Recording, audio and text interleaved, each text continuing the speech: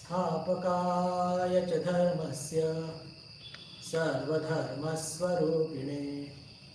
अवतारवरिष्ठाय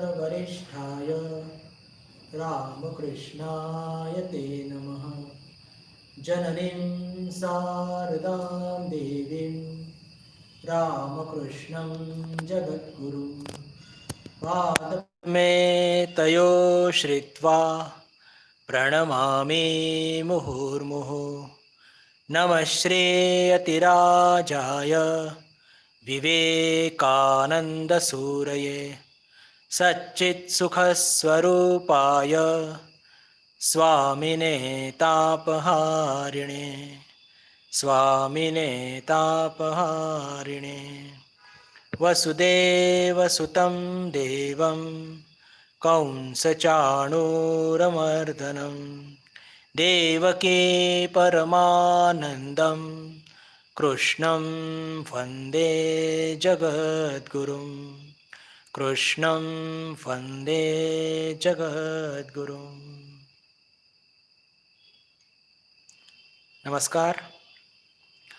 आपल्या सर्वांचं मनपूर्वक स्वागत या ऑनलाईन वर्गामध्ये. आज शुक्रवार ठरल्याप्रमाणे भगवद्गीतेवर आपण चर्चा करणार आहोत.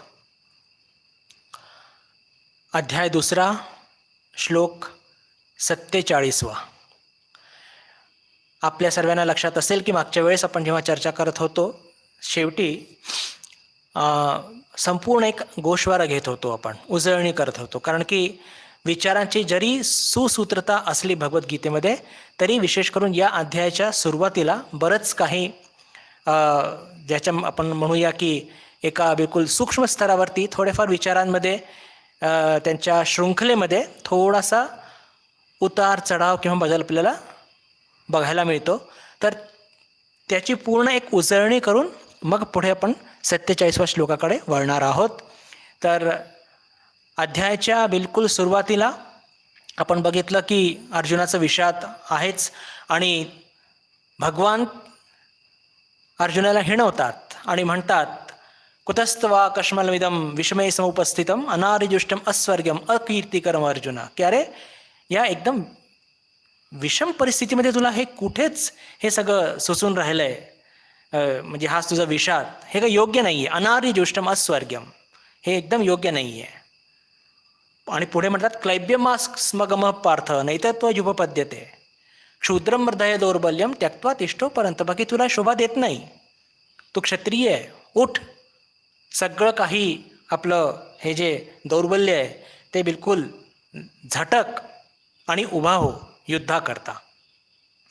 त्यानंतर मग पुन्हा अर्जुन अनेक प्रकारचे कारणं सांगतो की हे युद्ध आपण नाहीच, त्यात म्हणजे संग्राम नाही केला तर त्यात आपला कसा फायदा आहे. असं म्हणून तो न योत्स्य इति गोविंदम तुष्णीम न योत्स्य इति गोविंदम उक्त्वा तुष्णीम बभूवः. 9व्या श्लोकामध्ये स्पष्टपणे म्हणतो की आपले हे सगळे धनुष्यबाण तो ठेवतो आणि म्हणतो की मी काही युद्ध लढणार नाही. म्हणजेच त्याचं जे न्यूरोसिस किंवा त्याचं डिप्रेशन हे एकदम चरमसीमेवरती गेलेलं आहे. आणि इथे आता भगवान एक 11व्या श्लोकापासून आत्मतत्व सांगतात आणि सुरुवातीलाच त्याला पुन्हा हिणवतात की तू एखाद्या पंडितासारखा बोलतोय पण तुझं वागणं एकदम ज्याला म्हणतो की त्याच्या विपरीत आहे. तू फार मोठ्या मोठ्या गोष्टी करतोय पण तुझं वागणं एकदम योग्य नाही आहे. ठाकूरांच्या भाषेमध्ये आतमध्ये एक आणि बाहेर एक, आणि ही स्थिती साधका करता तर फारच एक विषम आहे किंवा ज्याला म्हणूया की त्यातून त्याची हानीच होत असते. अर्जुन हा एक फक्त योद्धाच नव्हे, एक साधक सुद्धा आहे. आणि त्याच्यानंतर मग 12 पासून तर त्या भगवान जे सगळं आत्मतत्व सांगतात अगदी बिलकुल 19व्या श्लोकापर्यंत, 19 नाही अजून पुढे 20व्या श्लोकापर्यंत, 20 पण नाही 24-25व्या श्लोकापर्यंत सतत आत्मतत्व सुरू आहे.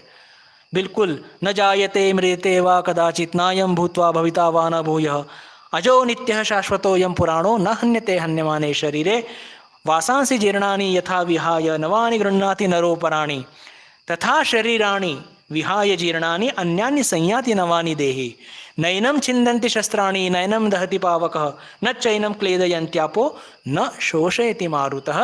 असं करता करता बिलकुल 25व्या श्लोकापर्यंत येतात. सतत आत्मतत्व सांगून त्याच्या मनातली भीती दूर करण्याचा प्रयत्न करतात. 2 कारणांनी तो युद्ध लढायला नकार देत असतो. पहिलं, त्याला भीती वाटते की हे सगळे स्वजनांना जर मी मारलं तर वियोग होईल, मला दुःख होईल. एक. दुसरं, यांना हे सगळे गुरुजन आहेत माझे, द्रोणाचार्य, भीष्म, यांना मारल्याने मला पाप लागणार आहे. मी पापचा भागीदार का होऊ, आणि यांच्या रक्ताने माखलेलं सिंहासन मला नको आहे. हे 3 कारणामुळे त्याला एक प्रकारचं डिप्रेशन आलं होतं आणि म्हणून तो युद्ध करायला नाही म्हणत होता. 26 आणि 27व्या श्लोकामध्ये सुद्धा भगवान स्पष्टपणे म्हणतात, लौकिक कारणं सांगतात की हे पा, तू नाही मारलं तरी मृत्यू ही अटळ आहे. न जातस्य ही ध्रुवोर मृत्यू ध्रुवम जन्म मृतस्य च तस्मात् अपरिहार्येथे नत्वम शोचितुम अर्हसि. अरे, हे मृत्युमुखी पडणारच आहे आणि तुला हे धर्मयुद्ध प्राप्त झालेलं आहे, तर आपलं कर्तव्याचं पालन कर आणि युद्धात भाग घे. आणि असं म्हणून त्याला पुन्हा उत्साह देतात की तुला हे युद्ध लढलंच पाहिजे. त्याच्यानंतर पुन्हा एक आत्मतत्वाचे काही श्लोक सांगतात भगवान, आणि जे सगळ्यात महत्त्वाचं की जे काही तत्व सांगतात, म्हणजे विशेषकर लौकिक अर्थाने काय, अवाच्य वादांश बहुन वदिष्यन्ति तवाहिताः निंदन्तस्तव सामर्थ्यम ततो दुःख तरम नुकीम. की अरे, लोक तुझ्या बाबतीत फार वाईट बोलतील, तू सगळे हे कारण सांगतोय हे मान्य करणार नाहीत. ते म्हणतील हा घाबरला, भीतीपोटी यांनी नकार दिला युद्धापासून, आणि तुझी सगळी कीर्ती नष्ट होईल 3 लोकांमध्ये. तुझा जो दरारा होता, तुझा सन्मान होता, तो नेहमी करता जाईल. आणि मग 37 आणि 38व्या श्लोकामध्ये फार सुंदर सांगतात, हतो वा प्राप्स्यसि स्वर्गम जित्वा वा भोक्षसे महिम तस्मात् उत्तिष्ठ कौंतेय युद्धाय कृत निश्चय. अरे, तू जिंकला तर तुला स्वर्ग मिळणार आहे. हे सगळे लौकिक तर्क सांगून राहिलेत बरं. आत्मतत्व संपलेलं आहे. जितला तर तुला पूर्ण पृथ्वीचा तू राजा होणार, आणि जर तू मृत्युमुखी पडला तर स्वर्गाचं भोग भोगशील आहे. दोन्ही हातात लाडू आहे. तुला युद्ध हे लढलंच पाहिजे. सुखदुःखे समे कृत्वा लाभालाभो जया जयो ततो युद्धाय युज्यस्व नैवम पापम अवाप्स्यसि. की तुला जी भीती वाटते ना की मला पाप लागेल आहे, तर हे पा, क्षत्रियाचं धर्म आहे किंवा त्याचं कर्तव्य आहे की धर्मयुद्धात भाग घेणे. आणि जर तू तसं नाही केलं तर धर्मापासून तू च्युत होणार आहे, आणि धर्मापासून च्युत झाला तर तुला पाप लागणार आहे. असं म्हणून त्याला उत्साह देतात. आणि याच्यानंतर बंधू भगिनींनो कर्मयोग सुरू होतं. त्याचे श्लोक आपण बघितलेच होते की कर्मयोगाचे विभिन्न ते डायमेन्शन्स त्यांनी सांगितले. आणि हे सांगत असताना व्यवसायात्मिका बुद्धी, मग कसं त्याचं अभिक्रमाचा नाश होत नसतो कर्मयोगाचा, हे सगळं सांगितलं.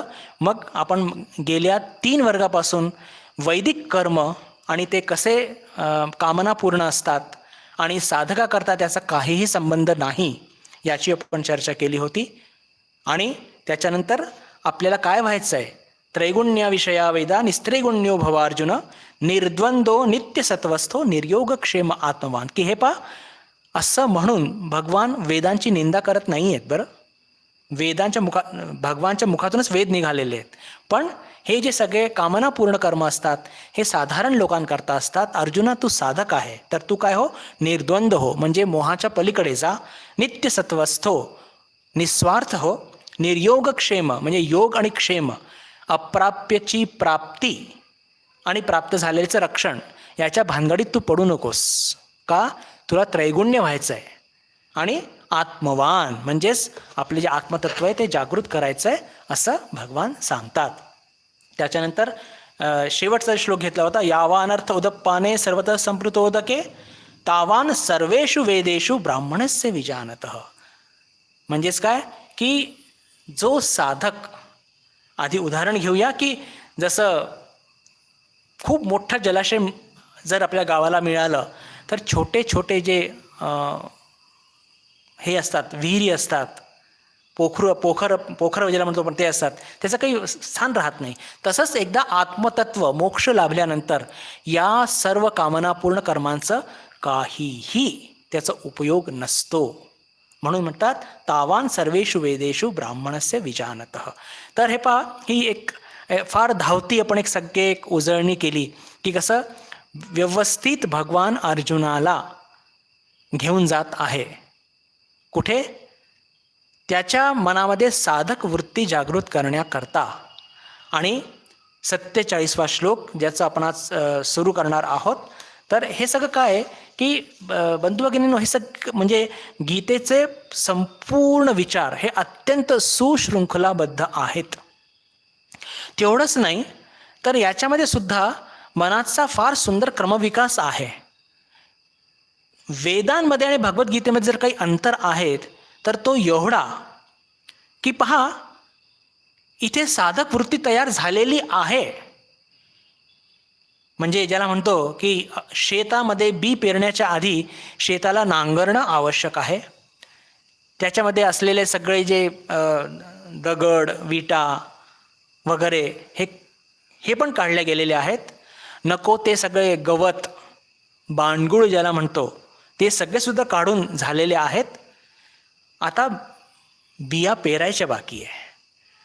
तर भगवद्गीताचा हा फार मोठा एक ज्याला म्हणतो की साधकाची एक वृत्ती तयार झालेली आहे. आणि झालेली नसेल तरी द्वितीय श्लोकाच्या प्राथमिक हे जे आपण जितके 46 श्लोक ज्याचं अध्ययन केलं त्यातून बरीच चांगली तयारी होऊन जाते. आणि तसं तर याच्या आधीच्या श्लोकामधूनच कर्मयोग सुरू झालेला आहे, समत्वयोग किंवा बुद्धियोग सुरू झालेला आहे. पण आता त्याच्या अजून खोलात आपण शिरणार आहोत. टप्प्याटप्प्याने हे आपल्याला बघायला मिळणार आहे. तर भगवद्गीता ही एक ज्याला म्हणतो की साधकाची एक प्राथमिक तयारी झालेली आहे किंवा तयारी करून घेतात भगवान. आणि आता पुढे याच्या पुढे 47व्या श्लोकापासून सुंदर पद्धतीने भगवान हे कर्मयोगाचे तत्व अजून ज्याला म्हणतो की खोलात जाऊन मांडणार आहेत. हा श्लोक जगप्रसिद्ध आहे.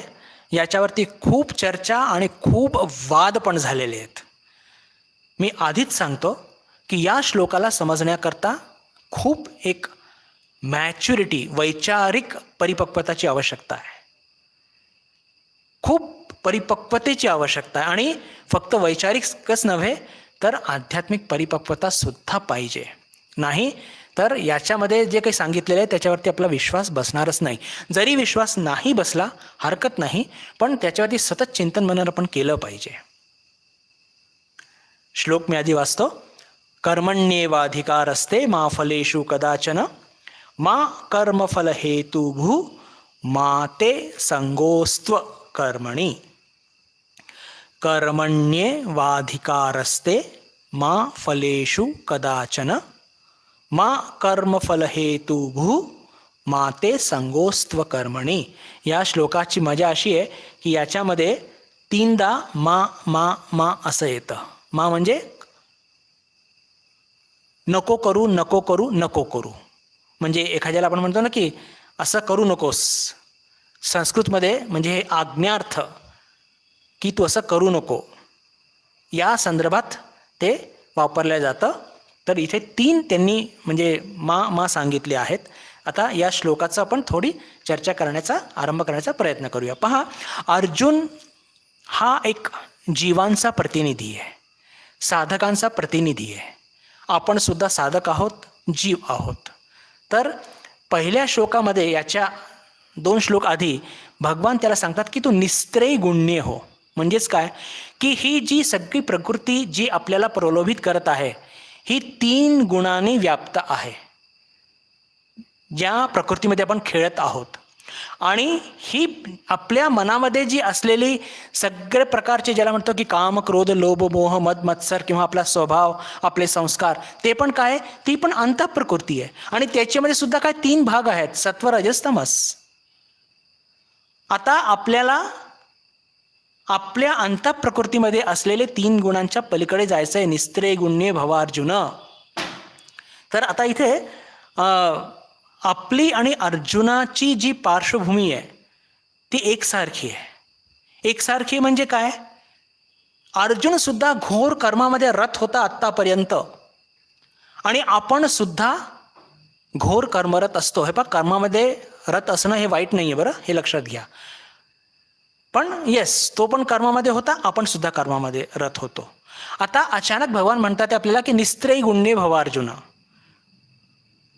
या त्रिगुणात्मक संसारापासून, या त्रिगुणात्मक अंतःप्रकृतीपासून तुम्ही वरती या. आता निस्त्रयी गुण्य होण्याकरता मग काय करायचं? कर्म सोडायचे की काय? किंवा कर्म करता करता आपण हे करू शकतो? हे एक फार महत्वाचा मुद्दा आहे बंधू भगिनींनो, की सत्वामध्ये जर आपल्याला स्थित व्हायचं आहे आणि सत्वाच्या नंतर सत्वाच्या पलीकडे जायचं आहे, याच्याकरता आपल्याला काय करावं लागेल? कर्म सोडावं लागेल की कर्म करता करता असं व्हावं लागेल? हे पहा, कर्म सोडून चालणार नाही. आपण जर अचानक कर्म सोडले तर ते आपल्याकरता फार हानिकारक ठरणार आहे, हे आपण लक्षात घेतलं पाहिजे. कसं? एक छोटं उदाहरण घेऊन समजण्याचा प्रयत्न करूया. पहा, ते म्हणजे ते कळतं का, समजतं का? अचानक कर्म सोडणं हे एकदम चुकीचा निर्णय आहे. अर्जुन म्हणतो की मी संन्यास घेऊन जंगलात जातो. नव्हे, अरे त्याची प्रकृती नाही आहे. अचानक इतका तो म्हणजे राजसिक वृत्तीचा अर्जुन जर अचानक जर तो जंगलात गेला तर एक त्याला तो ती शांतता किंवा ती एका प्रकारची ती कर्माचं त्याग अचानक आलेलं ते सहन करू शकणार नाही. एका प्रकारचा मोठा ताण तो मनावरती निर्माण होत असतो. आणि गंमत म्हणजे अशी की कोरोनाच्या या पिरियडमध्ये अनेकांनी या गोष्टी अनुभवल्या आहे बरं. सुरुवातीचे काही महिने तर थोडंसं काही आठवडे बरं वाटलं, पण नंतर तो ताण जाणवत होता. लोक फोन करून सांगत होते. असो, हा एक दुसरा भाग झाला. पण हे सत्य आहे, हे आपल्या जीवनात सुद्धा घडलेलं आहे आणि याचे आपण विटनेस आहोत, साक्षी आहोत, म्हणून मी ते उदाहरण सांगितलं. पण कर्म सोडून चालणार नाही. उदाहरण घेऊन समजण्याचा प्रयत्न करूया की कल्पना करा की एक ट्रक एका दिशेने चाललेला आहे, 12 टन वजन घेऊन, चांगला अजस्त्र स्पीड आहे 100-120, आणि इतक्या गतीने इतका हा जाडजूड ट्रक चाललेला आहे. आणि अचानक या ट्रकनी जर यू टर्न घेतलं तर काय होईल?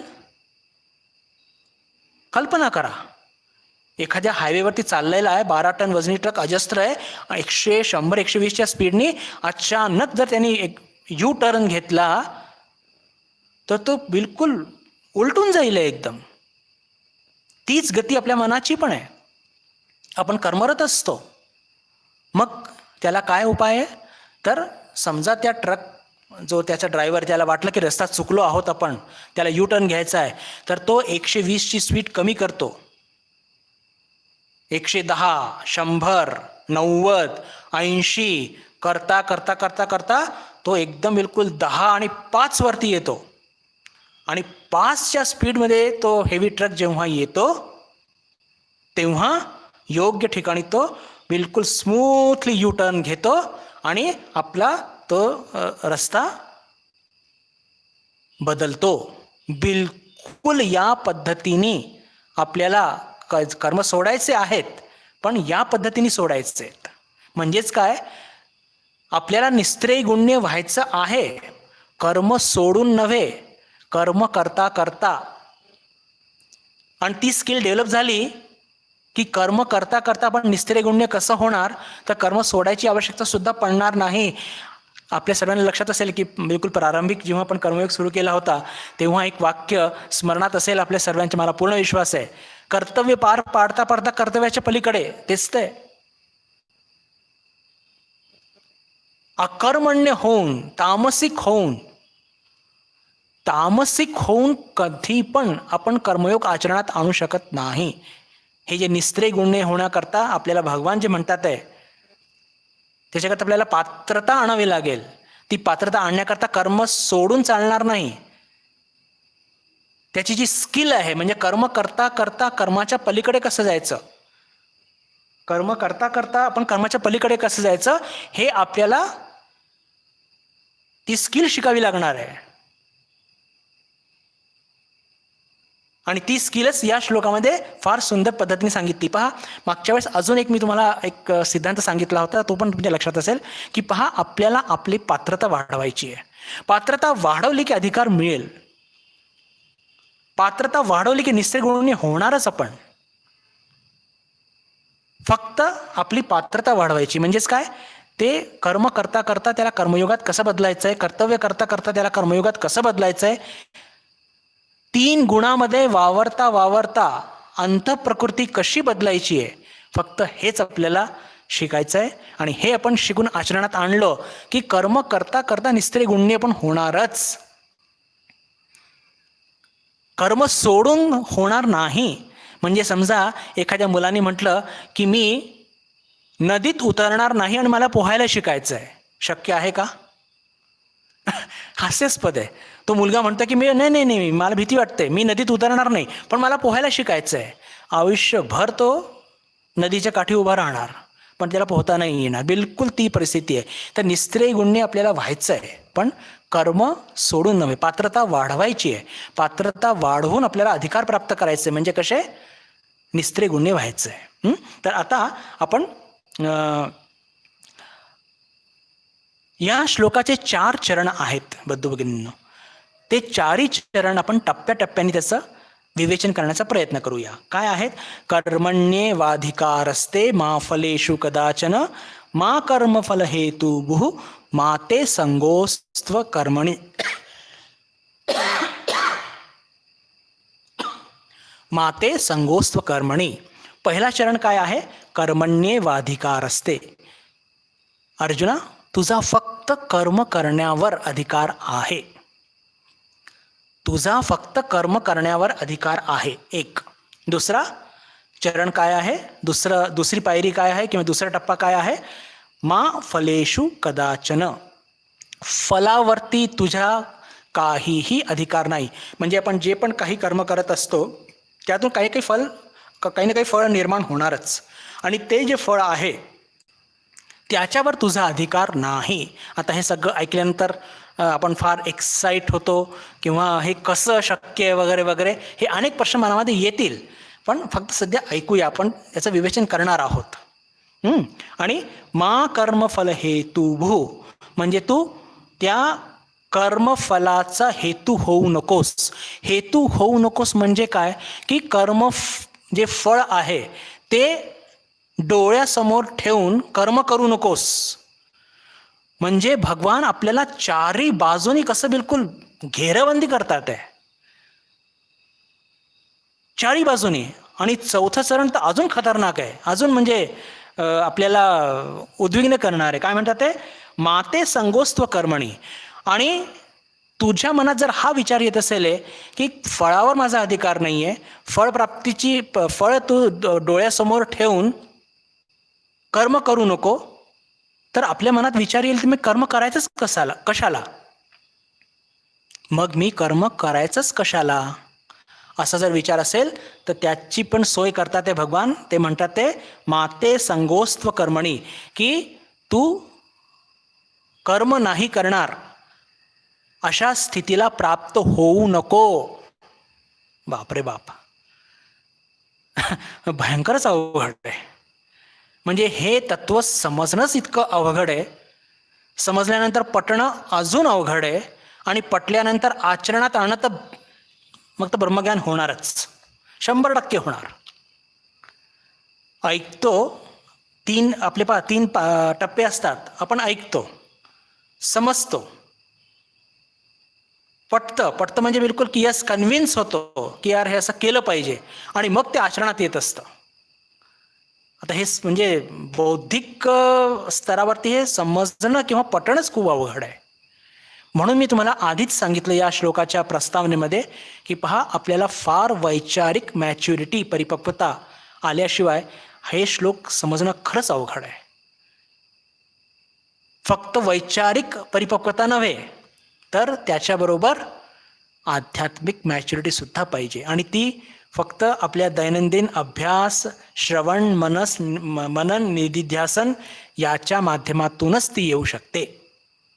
असो, आता आपण या श्लोकाचं विवेचन आरंभ करूया. आणि सगळ्यात पहिलं चरण जे आहे, कर्मण्येवाधिकारस्ते. अर्जुना, तुझा फक्त कर्म करण्यावर अधिकार आहे, बाकी तुझा कशावर अधिकार नाही. असं भगवान का सांगतात की पहा, आपण सर्वजण आणि अर्जुन सुद्धा मनुष्य होता आणि कुठे वावरत होता? या मर्त्य लोकावर. लक्षात घ्या बंधू भगिनींनो की अर्जुन किंवा आपण मनुष्य योनीमध्ये आपण मोडतो आणि हे सगळे ज्याला म्हणतो की एका प्रकारची आपल्याला सूट मिळालेली असते पुरुषार्थाची, मोक्षप्राप्तीची, आपल्या स्वतंत्र पद्धतीने विचार करण्याची, ही मुभा फक्त मनुष्य योनीमध्येच मिळालेली असते. इतर कोणती पण 84 लाख योनी आहेत, त्याच्यामधून एक मनुष्य योनी काढली तर बाकी कोणत्याही योनीमध्ये ही स्वतंत्रता नसते. स्वतंत्र विचार करण्याची, स्वतंत्रतापूर्वक वागण्याची, संदर्भात विचार करण्याची ही मुभा इतर कोणत्याही योनीमध्ये नाही आहे. म्हणून प्रत्येक योनीला भोग योनी म्हटलेलं आहे. उदाहरणार्थ आपण घेऊया, आता मनुष्यापेक्षा खालची योनी जर घेतली आपण, पशु, पक्षी, श्वापद, तर पहा हे सगळे कसे असतात की हे त्यांना एक ठराविक ज्ञान असतं. एक रस्ता त्यांना आखून दिलेला आहे. त्या रस्त्याच्या पलीकडे ते कधी विचार करू शकत नाही. कधी कुत्र्याला ध्यान करताना बघितलंय का आपण? कधी गाय जपाला बसलेली आहे? सिंह कुठेतरी तीर्थयात्रेला गेलेला आहे? नाही. एका ठराविक, त्यांना याला सायकोलॉजीच्या भाषेमध्ये म्हणतात इन्स्टिंक्ट. एका ठराविक रस्त्यामध्ये ते त्यांना विचार सुचतच नाही. वाघाला एखादं श्वापद दिसलं, इतर दुसरं काहीतरी दिसलं की झपट्टा मार, त्याला खाऊन टाक. एखादा मनुष्य काठी घेऊन येताना दिसला, कुत्रा त्याच्या अंगावरती भुंकणार का? कारण की त्याचा त्या आधीचा अनुभव असतं काहीतरी. माझा म्हणण्याचा अर्थ काय की हे त्यांना शक्य नसतं. आणि वृक्ष, लता, दरी, डोंगर या सगळ्यांची अवस्था तर अजून खराब असते. हे शक्यच नाही आहे. आणि काही योनी जे आपण म्हणतो की जसं स्वर्गामध्ये किंवा पितृलोकामध्ये, देवलोकांमध्ये जे लोक असतात त्यांचं काय, ती पण भोग योनी आहे बरं. एक लक्षात घ्या, स्वर्गामध्ये असलेले ज्यांनी खूप पुण्यकर्म केलेले आहेत, पितृलोकामध्ये, देवलोकांमध्ये, ते सर्व लोक सुद्धा आपल्या पुण्याचं भोग भोगत असतात. स्वर्गामध्ये भोग भोगणारे लोक जर त्यांनी विचार केला की मला आत्मतत्व प्राप्त करायचं आहे, शक्य नाही आहे. हे फक्त मर्त्य लोकामध्येच शक्य आहे, लक्षात ठेवा. आणि म्हणून आपल्याला सर्व शास्त्र आपल्याला कळकळीने सांगतात, सर्व संत महापुरुष सांगतात की अरे, मिळालेली संधी वाया घालू नका आणि याच जीवनामध्ये, याच मनुष्य देहामध्ये आत्मसाक्षात्कार प्राप्त करून, मोक्ष प्राप्त करून मोकळे व्हा. इतर प्रत्येक योनी ही भोग योनी आहे. मर्त्य लोकांमध्ये सुद्धा श्वापद किंवा खालच्या योनीचा प्रश्नच नाही. आणि ज्याला म्हणतो की तथाकथित काही लोकांना ही योनी आवडते, स्वर्गामध्ये, पितृलोकामध्ये, देवलोकामध्ये, कारण तिथे भोग भरपूर आहेत. अरे, भोग बघून होणार काय? काही होणार नाही आहे. क्षीणे पुण्ये मर्त्यलोका विशंती, म्हणजे एखादा मनुष्य इथे खूप पुण्य करून स्वर्गामध्ये भोग भोगायला गेला आणि त्याचा जेव्हा बँक बॅलन्स पुण्याचं संपेल, तो त्याला पुन्हा खालती यावंच लागेल. हे असं खालतीवरती कितीदा करायचं? मूर्खपणा आहे तो. म्हणून मनुष्य योनी मिळालेली आहे, मर्त्य लोकामध्ये आहोत, तर याचा पुरेपूर फायदा करून मोक्षाकरता झटणे हेच विवेक आहे. आणि याच्याकरताच आपल्याला उपनिषद सांगतात, आपल्याला सगळे संत, महात्मे, महापुरुष, अवतार कळकळीने सांगतात की अरे, या ही संधी वाया घालू नका. तर जी चर्चा मी करत होतो बंधू भगिनींनो, की आपण सर्वजण कर्मरत असतो. आणि मनुष्य ही आपली योनी कोणती आहे? मनुष्य योनी आहे. आणि आपल्याला सतत कर्म करावं लागतं. लक्षात ठेवा, आपण चर्चा करत आहोत कर्मण्येवाधिकार असते, की फक्त आपल्या कर्म करण्यावर अधिकार आहे. आणि म्हणजे मी मनुष्य योनीची चर्चा का केली, की मनुष्य योनीमध्येच ती ताकद असते की आपण एक पुरुषार्थ करू शकतो. म्हणजे मनुष्यच विचार करू शकतो की या जन्ममृत्यूच्या चक्राच्या पलीकडे मला जायचं आहे. इतर कोणतीही योनी, सर्व योनी ती सर्व योन्या त्या भोग योन्या असल्याने हा विचार तिथे फलीभूत होऊ शकत नाही. म्हणून पुरुषार्थ ज्याला म्हणतो ना, पहा हिंदू धर्मामध्ये 4 पुरुषार्थ सांगितलेले आहेत. आणि बिलकुल ज्याला म्हणतात की फार ठामपणे सांगितलं की धर्म अर्थ काम मोक्ष. धर्म म्हणजे काय? नीतीपूर्वक जगणे, प्रामाणिकपणे जगणे आणि जे काही कर्तव्य ते पार पाडणे. अगदी ढोबळ परिभाषा घेतली तर. आता मी साधक या दृष्टीने म्हणतोय तर अर्थ आणि काम हे साधकाच्या जीवनामध्ये नसलेच पाहिजे. आणि त्याचा चौथा पुरुषार्थ कोणतं आहे? मोक्ष. आणि जे अतिशय महत्वाचं आहे, कारण हे मोक्ष फक्त मनुष्य योनीमध्येच शक्य आहे, इतर योनीमध्ये शक्य नाही आहे. म्हणून आणि हे पुरुषार्थ तो फक्त मनुष्य योनीमध्ये आणि या मर्ती लोकावरती, पृथ्वी लोकावरतीच तो करू शकतो. जुन्या कर्माचे फळ पहा काय होत असतं बंधू भगिनींनो, की कल्पना करा की एखादा मनुष्य आहे आणि तो मनुष्य त्याला आता आपल्या प्रत्येकाचे जुने कर्माचे फळ काहीतरी आपल्याला या जन्मात भोगावे लागतात. त्याला आपण काही करू शकत नाही. कर्माचा जो सिद्धांत आहे, मागच्या जन्मी काहीतरी सुख प्राप्त करण्याकरता आपण काही पापकर्म केली,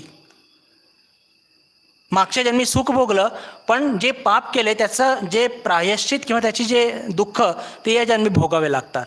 आणि जेव्हा आपल्या जीवनात विपरीत परिस्थिती येते तर आपण दुःखी होतो. पण साधकाचा ॲटिट्यूड कसा असला पाहिजे पहा. पुरुषार्थ कशाला म्हणतात, की अनुकूल आणि प्रतिकूल परिस्थिती ही आपल्या मागच्या जन्मीच्या कर्माच्या अनुयायी आपल्याला मिळत असते. ती आपल्या हातात नसते, कारण की तो जन्म आता निघून गेलेला आपल्या हातातून. आणि त्या परिस्थिती किंवा त्या गोष्टी आपल्याला भोगाव्याच लागणार आहे. पण पुरुषार्थ कुठे आहे? पुरुषार्थ हा आहे की प्रत्येक परिस्थितीमध्ये, मग ती अनुकूल असो की प्रतिकूल असो, त्या परिस्थितीमधून आपण आध्यात्मिक उन्नती कशी गाठू शकतो. सेंट कॅथरीन नावाच्या एक फार मोठ्या ख्रिश्चन संत होऊन गेलेल्या आहेत. त्यांचं एक वाक्य मला स्मरणात येत आहे. Take spiritual advantage of every situation because situation is not in your hand. काय सुंदर वाक्य आहे बघा, की कोणत्या आता आपल्या मागच्या जन्माचे कोणत्या कर्मफळामुळे आपण अशा परिस्थितीत सापडल्या गेलेलो आहे, ती गोष्ट आपल्या हातात मुळीच नाही आहे, आता मुळीच नाही आहे. आणि कर्माच्या सिद्धांतानुयायी आपल्याला ते भोगावेच लागणार आहे. तर पुरुषार्थ कुठे आहे? आता आपल्याला हे कळलं आहे की या मनुष्य योनीमध्येच मोक्ष करता प्रयत्न करू शकतो. तर पुरुषार्थ इथे आहे बंधू भगिनींनो, की आपण अनुकूल परिस्थिती असो की प्रतिकूल असो, त्याच्यातून आपण आपलं मार्ग मोक्षप्राप्तीच्या दिशेने कसं आपण पुढे घेऊन जाऊ शकतो, हे पुरुषार्थ आहे. कारण परिस्थिती आपण बदलू शकत नाही आहे. पहा, साधारण लोक कसे असतात? साधारण लोक हे नेहमी पाप आणि पुण्य, स्वर्गाचे सुख ते जास्तीत जास्त कसे प्राप्त होतील, दुःख कमीत कमी कसं प्राप्त होईल,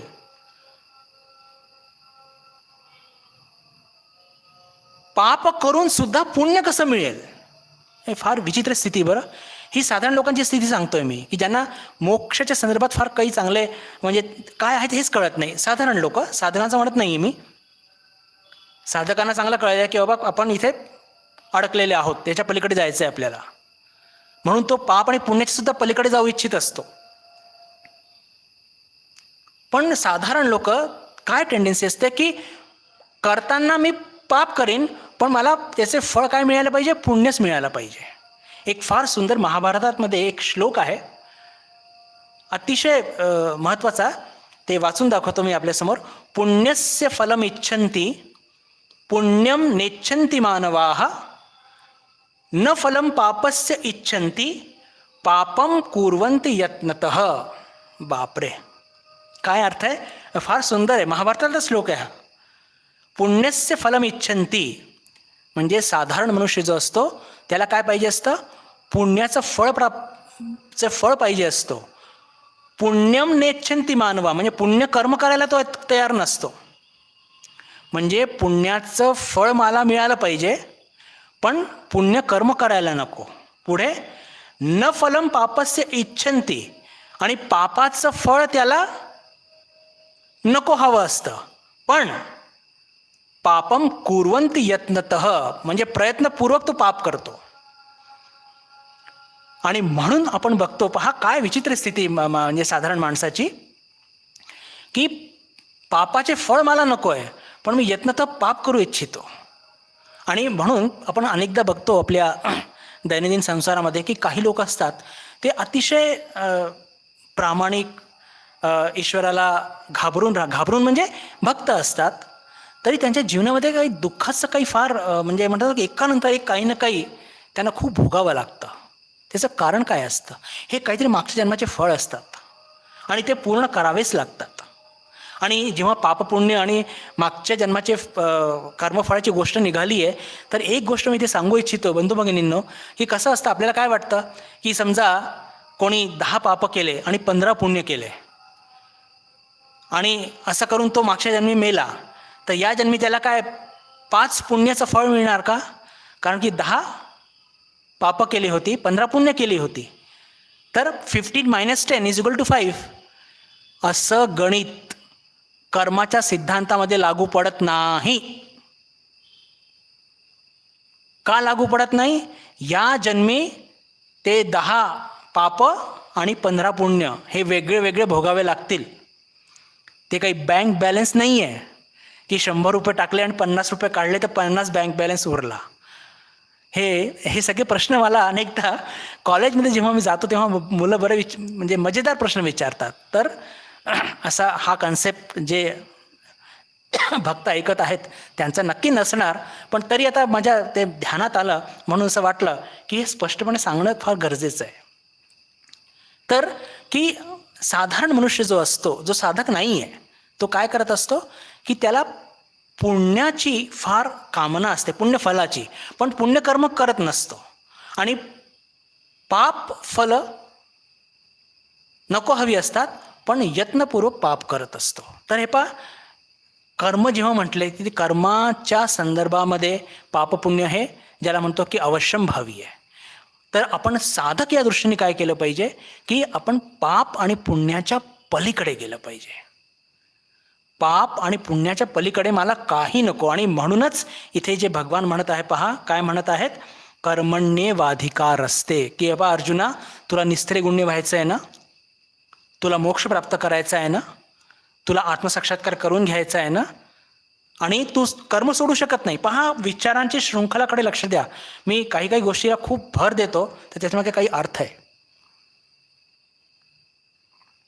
कारण की जी स्थिती अर्जुनाची आहे ती आपली आहे. आपली चांगली आहे की आपल्याला युद्ध लढायचं नाही आहे, खूप सेफ आहोत. जरी बाहेर कोरोना असेल तरी आपण आपल्या घरामध्ये आहोत आणि ठाकूरांच्या कृपेने आपल्या सगळी साधना आणि सगळं काही व्यवस्थित सुरू आहे. कोणतंही युद्ध आपल्याला लढायचं नाही आहे. म्हणण्याचा अर्थ काय की इथे जे भगवान म्हणतात ते की अर्जुना, तुला मोक्ष प्राप्ती पाहिजे ना, आत्मसाक्षात्कार मुक्ती पाहिजे ना, तर आणि तू कर्म सोडू शकत नाही, तर त्याच्याकरता मी तुला ही चतुसूत्री सांगतो, कर्मयोगाची, बुद्धियोगाची, समत्व योगाची. आणि ती काय आहे? तर त्यातलं पहिलं जे चरण आहे ते पहिलं चरण म्हणजे की कर्मण्येवाधिकारस्ते. अर्जुना, तुझा फक्त कर्म करण्यावर अधिकार आहे. तू पुरुषार्थ करू शकतो आणि ते कर्म करत असताना त्याच्या संदर्भातले पाप पुण्य त्याचे फळ याची मुळीच तू त्याचा विचार मुळीच करू नको. तुझा फक्त कर्म करण्यात अधिकार आहे. आणि बंधू भगिनींनो, आपल्या सर्वांचा हा अनुभव नाही आहे का? हे पहिला नकारून चालणार नाही बरं. जी लोक ज्यांची वय 17-18 ते 55 पर्यंत असतील ना आत्ता, आणि ज्यांच्या जीवनामध्ये यश मिळालेलं आहे, त्यांच्या पुढे जर हे मांडलं तर ते हे मान्य करणार नाही, बिलकुल मान्य करणार नाही. का? की कुठेतरी कर्तृत्वाचा एक जबरदस्त एक आधार, किंवा अध्यात्माच्या भाषेमध्ये अहंकार म्हणूया. जेव्हा मनुष्य 60च्या पलीकडे जातो, 65, आणि जेव्हा शरीर साथ देत नाही, मन साथ देत नाही, तेव्हा कुठेतरी या श्लोकाचं महत्त्व पडतं. काही लोकांना म्हणजे कसं असतं, ॲक्च्युली खरं सांगायचं तर आपल्या जीवनातले अनुभव आपल्याला शिकवत असतात. काही लोकांना लवकर सुद्धा येतात बरं, असं नाही आहे काही. सगळं काही आपण आपल्या जीवनामध्ये परफेक्ट करण्याचा प्रयत्न करतो, आणि आता त्याचे असे परिणाम मला पाहिजे, आणि जे घडतं ते भलतंच घडतं, अनपेक्षित. कधी कधी तर बिलकुल म्हणजे ते सहन करण्याच्या पलीकडे असतं. आणि म्हणजे ते कसं ॲक्च्युली की ते भिंतीवरती डोकं आपडण्यासारखं आहे. पण कसं असतं की जोपर्यंत आपण अध्यात्मात मुरत नाही ना बंधू भगिनींनो, तोपर्यंत हे कळत नाही. आणि त्याच्याकरता मी आधी सांगितलं, विचारांची परिपक्वता म्हणजे ते वयाच्या अनुभवानेच येते. हे सांगून घातल्या पाण्याने गंगा वाहणार नाही. ते प्रत्येकाला साखर गोड आहे तर ती साखर गोड आहे याचा अनुभव खाऊनच घेतला पाहिजे. आणि म्हणून मी आधी प्रस्तावनेत सुद्धा सांगितलं आणि वारंवार सांगतोय की या श्लोकाला समजणं खरंच अवघड आहे, पटणं अजून अवघड आहे, आचरणात आणणं अजून अवघड आहे. पण कुठेतरी आपल्या आत्तापर्यंतच्या अनुभवाने आपल्याला हे नक्की कळतं की अरे असे आपले किती कर्म आहेत की जे आपण ज्याला खूप जीव लावून ज्यानं पार पाडण्याचा प्रयत्न केला, आणि मला अशी म्हणजे या रिझल्ट्सची अपेक्षा होती, अशा परिणामाची अपेक्षा होती, पण तसे नाही मिळत. आणि असंही घडतं की आपली अपेक्षा कधी कधी फार कमी असते आणि त्याच्यापेक्षा जास्तीसुद्धा मिळालं आहे, पण अशा गोष्टी फार कमी घडत असतात. तर या सगळ्या चर्चेच्या गोळाबेरीजमध्ये काय म्हणायचं आहे भगवानांना? एकच म्हणायचं की कर्मण्य अर्जुना, तू मार उड्या किती मारायच्या आहे. जर तुला यश मिळत असेल तर ते कुठेतरी तुझं कर्तृत्व नाही, तिथे माझा एक ज्याला म्हणूया की एक माझी तुझ्यावरती कृपा आहे, हे समजणं फार अवघड आहे बरं. की यश जे मिळत गेलं तुला, त्याच्यामागे कुठेतरी अर्थातच तुझे मागचे काही पुण्यकर्म आहेत, त्याचे फळ आहेत, पण मग तसेच एफर्ट्स आपण दुसऱ्यांदा किंवा तिसऱ्यांदा टाकतो तर का मिळत नाही? कारण की आधीचे पुण्यकर्म आपले संपलेले असतात. याच्यावरती इतकी चर्चा होऊ शकते ना बंधू भगिनींनो, आणि इतकी त्याची ज्याला म्हणू की परमुटेशन कॉम्बिनेशन इतके होऊ शकतात. पण शेवटी कर्मावरतीच तुझा अधिकार आहे हे समजण्याकरता वयाची परिपक्वता आणि आध्यात्मिक परिपक्वताच पाहिजे, त्याशिवाय हे कळणं अवघड आहे.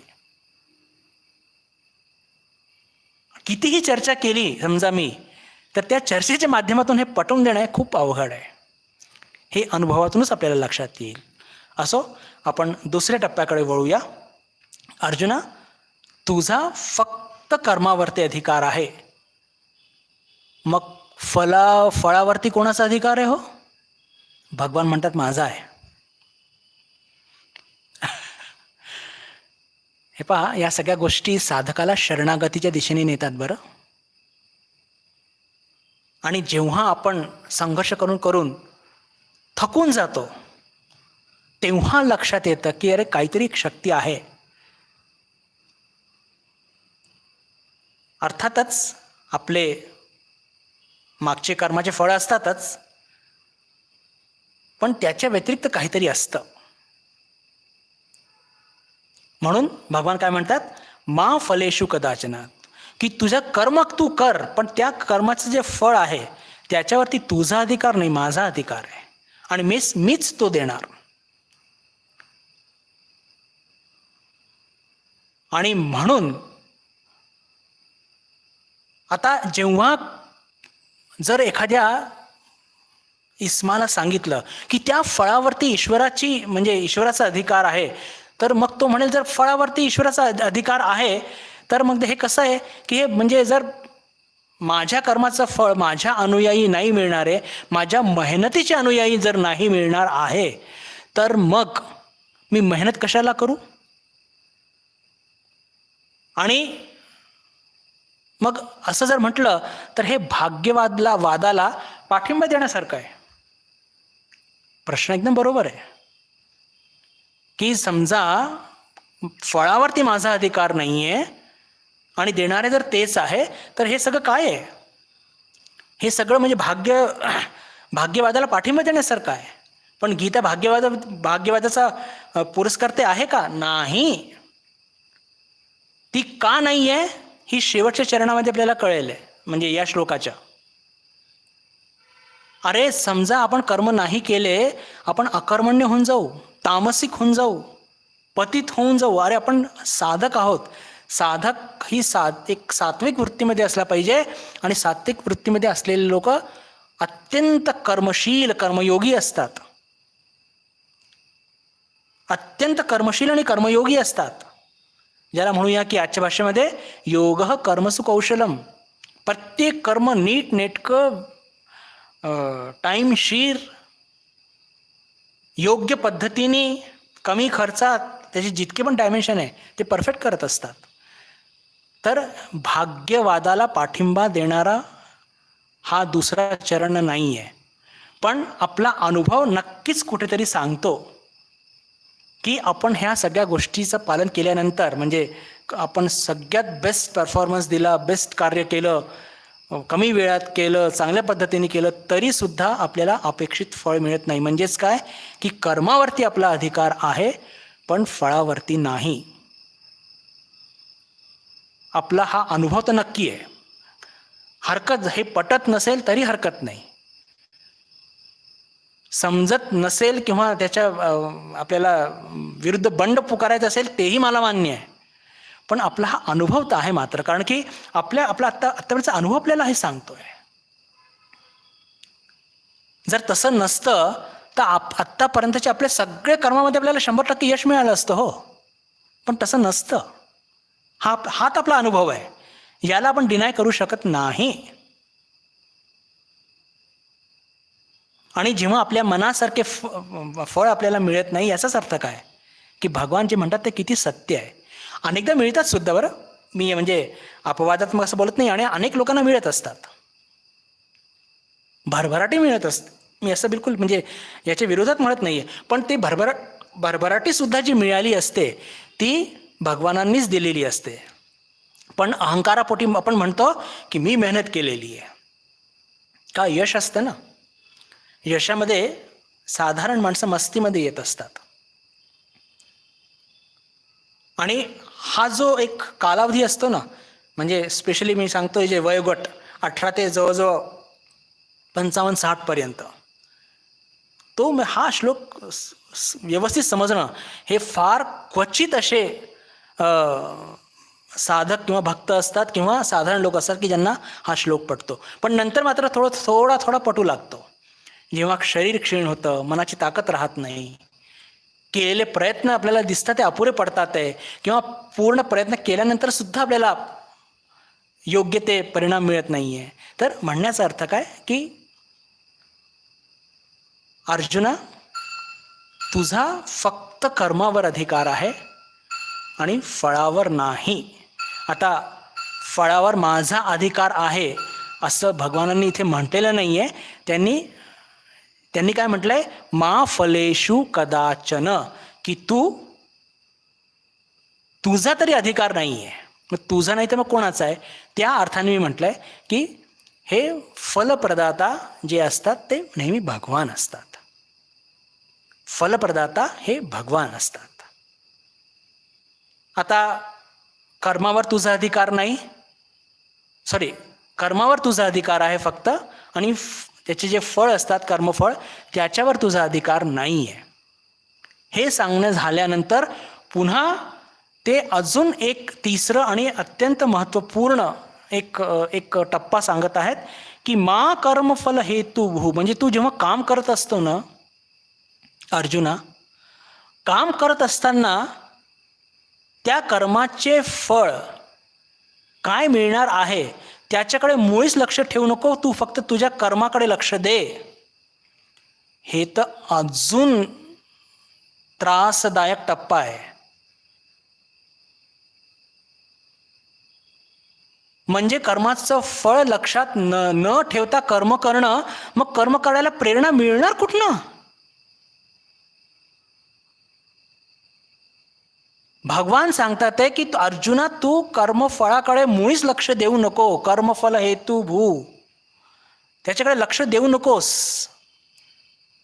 आणि तू फक्त कर्म कर. जर भगवानांचं असं म्हणणं आहे तर आपला प्रश्न असा आहे किंवा काम करण्याला इन्स्पिरेशन मिळणार कुठनं? तर लक्षात घ्या की जेव्हा आपण निष्काम या भावनेने कर्म करतो तेव्हा आपण जगातलं बेस्ट कार्य करतो, असं स्वामी विवेकानंदांचं सुद्धा म्हणणं आहे की जेव्हा आपण कोणत्याही प्रकारचं स्वार्थ उद्दिष्ट मनामध्ये न ठेवून जेव्हा कर्माकरता कर्म करतो तेव्हा आपण या जगातलं बेस्ट कार्य करतो. आणि असं सांगून ते उदाहरण देतात भगवान येशूंचं, भगवान बुद्धांचं, भगवान श्रीरामकृष्णांचं. त्यांनी स्वतःचं नाव घेतलं नाही, पण ते नाव मी घेतो की स्वामी विवेकानंदांचं, आचार्य शंकराचार्यांचं. कोणतं तरी उद्दिष्ट ठेवून त्यांनी हे सगळं कार्य केलं का? नाही. पण आज इतके वर्ष झाले तरी मानव जातीला हे सगळे त्यांच्या केलेलं कार्य किती प्रेरणा देत आहेत. कोणचं उद्दिष्ट त्यांनी ठेवलं होतं की अरे हे आता ना ते बुद्धानंद वर्ग घेणार आहे 2020 साली कोरोनाच्या पिरियडमध्ये, त्याच्याकरता मी करून ठेवतो. असला काही विचार करून त्यांनी केलं होतं का? नाही. Work for the sake of work. आणि बस जे जगाला द्यायचंय ते द्या आणि तुम्ही मोकळे व्हा. वंडरफुल.